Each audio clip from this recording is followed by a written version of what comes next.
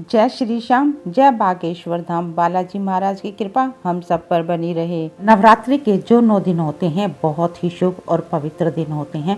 इन 9 दिनों में यदि सच्चे मन और पवित्र भावना से माता रानी की पूजा आराधना की जाए तो जीवन में मिल रहे कष्टों से छुटकारा पाया जा सकता है। दोस्तों, ये जो 9 दिन होते हैं, इन 9 दिनों में माँ दुर्गा के 9 रूपों की पूजा होती है और धार्मिक शास्त्रों के अनुसार इन्हीं 9 दिनों में माँ दुर्गा स्वर्गलोक से पृथ्वी लोक पर भ्रमण करती हैं। और जो भी भक्त इन 9 दिनों में माँ दुर्गा की पूर्ण विधि विधान से और सच्चे मन और पवित्र भावना से विधि विधान से पूजा करते हैं तो माँ दुर्गा उनकी सभी मनोकामनाएं पूर्ण करती है, उनके जीवन में आ रहे सभी कष्टों का निवारण करती है।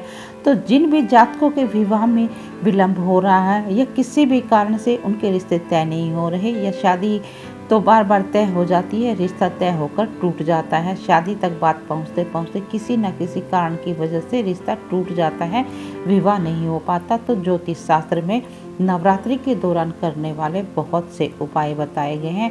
तो आज मैं आपको उन्हीं उपायों में से एक ऐसा अचूक उपाय बताऊंगी।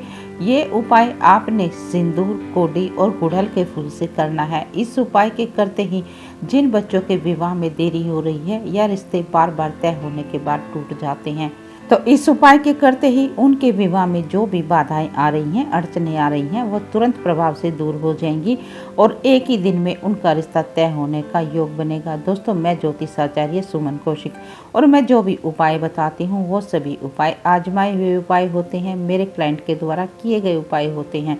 दोस्तों, जो नवरात्रि का दिन होते हैं ये बहुत ही पवित्र दिन होते हैं क्योंकि इन 9 दिनों में माता रानी की शक्ति पूरे ब्रह्मांड में समाई होती है।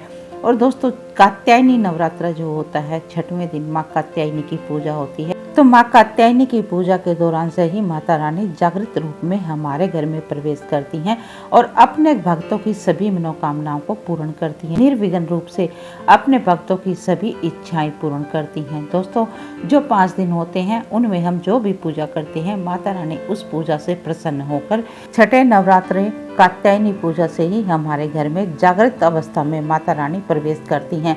तो जो भी भक्त इस दौरान माता रानी के सच्चे हृदय से और बिल्कुल विधि विधान से पूर्ण भक्ति भाव से जो भी इच्छाएं करते हैं, माता रानी के आगे जो भी मनोकामनाएं मांगते हैं वो सभी इच्छाएं तुरंत प्रभाव से निर्विघ्न रूप से पूर्ण होती हैं। तो दोस्तों, आपने जो अभी मैं उपाय बताऊंगी मेरे बताई हुई विधि के अनुसार यदि कर लिया तो माता रानी अति शीघ्र आपकी सभी मनोकामनाएं पूर्ण करेंगी और आपके बच्चों के विवाह में आ रही बाधाओं को तुरंत प्रभाव से दूर करेंगी। तो दोस्तों, आपने करना ये है, आपने 6ठे दिन, 7वें दिन या अष्टमी या 9वीं, ये 4 दिन है, इन चारों दिनों में से आप किसी भी दिन इस उपाय को कर सकते हैं। तो आपके पास ये 4 तिथियां हैं, 6ठी, 7वीं, अष्टमी और 9वीं। और अब आपने करना यह है, नहा धोकर स्वच्छ होकर लाल रंग के वस्त्र धारण कर लेने हैं। लाल रंग के वस्त्र धारण करने के बाद अब आपने एक पान का पत्ता लेना है।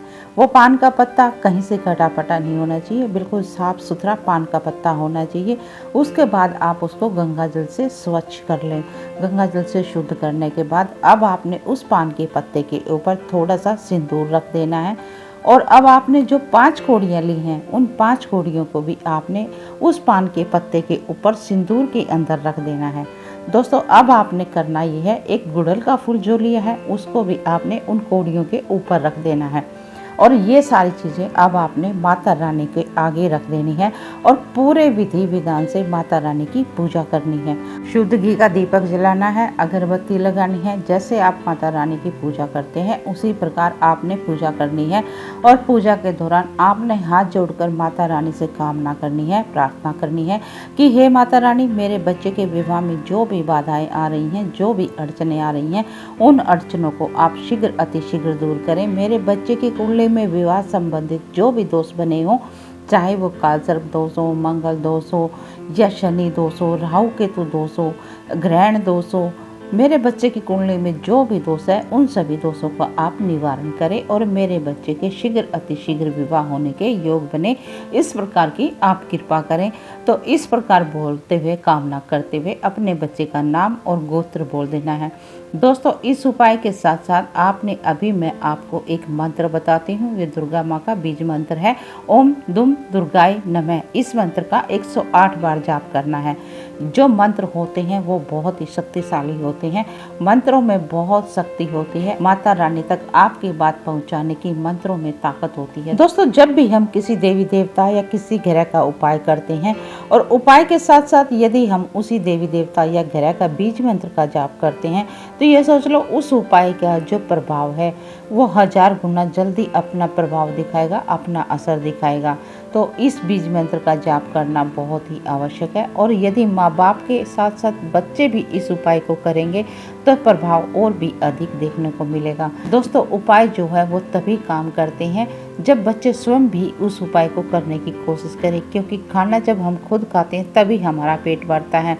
लेकिन माँ बाप को हम इसीलिए बताते हैं, वो मजबूरी होती है। यदि कोई बच्चे मजबूरी बस उपाय नहीं कर पाते, उनके किसी जॉब का है या किसी भी कारण से वो बाहर रहते हैं और उपाय नहीं कर पाते, तब हम ये कहते हैं कि हाँ, माँ बाप भी इस उपाय को कर सकते हैं।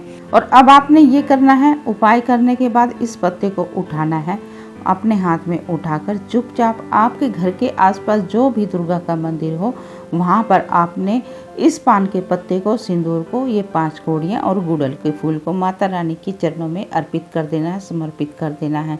दोस्तों, हाथ जोड़कर माता रानी के आगे अपने बच्चे के शुभ विवाह के लिए आपने कामना करनी है और अपने घर लौटकर आ जाना है। तो दोस्तों, यदि इस उपाय को आप कर रहे हैं तो आपने इतना ध्यान रखना है कि उपाय करते समय आपने मुहूर्त का ध्यान रखना है कि शुभ मुहूर्त में किए गए उपाय, शुभ समय में किए गए उपाय तत्काल प्रभाव से अपना असर दिखाते हैं। तो आपने उपाय करते समय आपने टाइम का, समय का ध्यान अवश्य रखना है कि आप किस मुहूर्त में इस उपाय को कर रहे हैं।